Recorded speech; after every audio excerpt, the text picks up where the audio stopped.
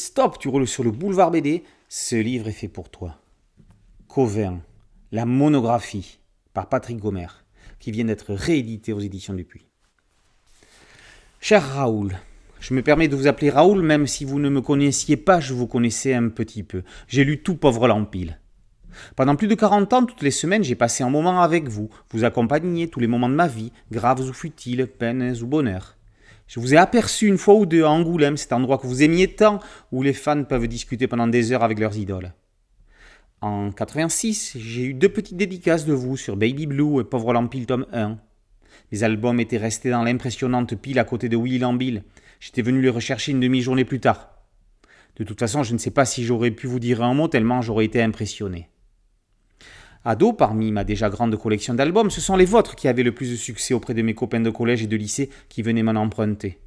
Je les prêtais avec grand plaisir car vous donniez l'envie de partager. Plus tard, étudiant en maths, j'étais chroniqueur et parfois co-animateur dans une émission hebdomadaire sur Radio Campus Bordeaux 88.1. J'habitais à 500 mètres de la station, mais par grand vent, il m'arrivait de ne pas pouvoir la capter chez moi. Bref, dans cette émission appelée Déambule, nous étions une poignée de chroniqueurs qui, sans concession aucune, donnions notre avis sur un panel de nouveautés BD. C'était, sans être prétentieux, une sorte de masque et la plume sur le 9e art. Vous connaissiez ? C'est une émission de radiodiffusion française qui passe tous les dimanches à 20h sur France Inter et qui critique les dernières parutions en matière de cinéma, théâtre et littérature. Dans Déambule, exclusivité à la bande dessinée.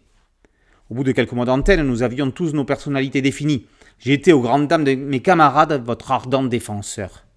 Parfois, un de mes congénères avouait « Oui, c'est vrai, cet album est pas mal. Je me suis battu pour vous, me disant un jour ils verront que j'ai raison. » En tant que covinophile averti, j'ai dans ma bibliothèque le numéro 61 des intellectuels cahiers de la bande dessinée, paru en janvier 1985, ainsi que le livre d'or de Raoul Cauvin, Crise de Seger, publié en 1996 chez Arboris, avec une bien belle couverture d'une autre de mes idoles, François Walteri. La magnifique monographie de Patrick Gomer, qui est rééditée, complétée aux éditions Dupuis, est le premier hommage imposant de votre maison mère. À sa première sortie, il y a déjà 10 ans, je me disais enfin publier l'hommage mérité, enfin rattraper le loupé du numéro du journal Spirou qui était consacré à votre 75e anniversaire où, même si votre nom remplaçait celui du Groom, vos séries n'étaient même pas en couverture. Voilà, ma lettre arrive à sa fin et je n'ai quasiment pas cité vos héros. Peu importe, car si des gens lisent cette missive, c'est parce qu'ils vous connaissaient déjà par cœur. J'ai parlé plus de moi que de vous, c'est peut-être parce que vous avez contribué à faire ce que je suis aujourd'hui. Pour ceux qui voudraient vous connaître mieux, tout est dit dans cette indispensable monographie richement illustrée, en particulier de quelques incunables. Serge Lama chanté, c'est mon ami et c'est mon maître et c'est mon ami.